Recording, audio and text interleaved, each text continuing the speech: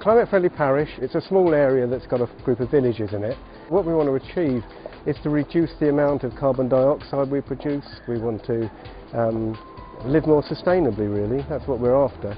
I think as educators we have a responsibility to ensure that our youngsters understand the part that they need to play in conserving the environment and managing the environment. I had this idea that the green zone should reuse, recycle and compost more than they landfill, to improve the energy efficiency of their homes and to grow your own fruit and vegetables. At Ravenscliffe, our environmental work starts first thing in the morning. We've got a number of staff who run or cycle or walk to school. We've then got over half the school population who come in on 2 yellow bus services and about 20 students who've learnt to travel independently. Bollington was actually central to the Northwest Industrial Revolution. About 250 years ago we had our first mills here. We wanted to help our community go back to the way that it was powered in the 18th, 19th century when we were at the heart of the Industrial Revolution.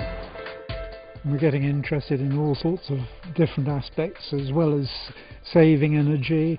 We're interested in encouraging people to use public transport. We've got a bus service through the village. It fits in very much with the things we wanted to do in school with the children anyway, and so I suppose it's making the children more aware of, first of all, what a beautiful place they live in, and secondly, how they can make sure it stays like that.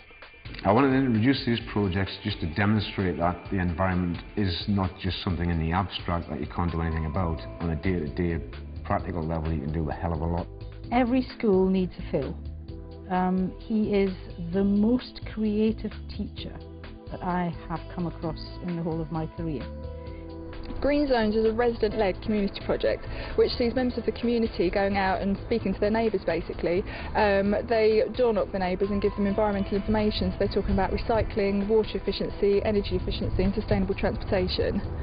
I know everybody on my street now and the barriers aren't there.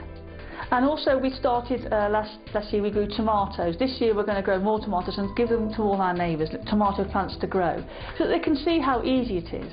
We recycle and sort collections on a weekly basis for many of our neighbours who are elderly. So instead of their waste going into bins, it's now sorted by our students and taken to be recycled. And then we go on to 3 local charity gardens and week by week work in each garden. Ultimately at Ravenscliffe we feel that we are part of the community, the wider community and the local community, and we feel that our young people, if they can achieve practically in these areas, then why can't everyone else?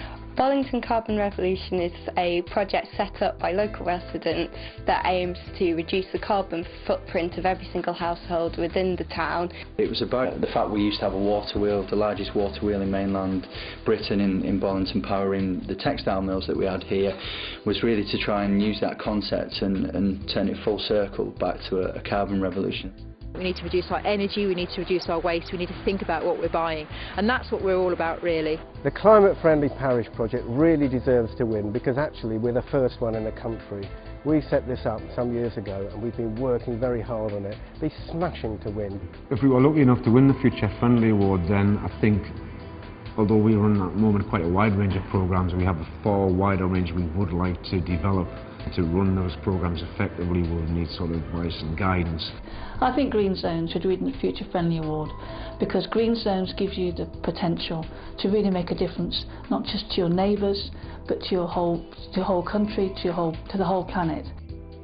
If we win, there's no doubt that will kick-start a development of our school pool. We're an eco school and we want an eco pool, and what we want to do is put solar panels on the roof to help make that as heat efficient, as environmentally friendly a building as possible. If we won, the financial reward that we would receive, we'd actually be able to channel back into our activities and really touch more people in our community, and also share best practice or good practice with other communities as well.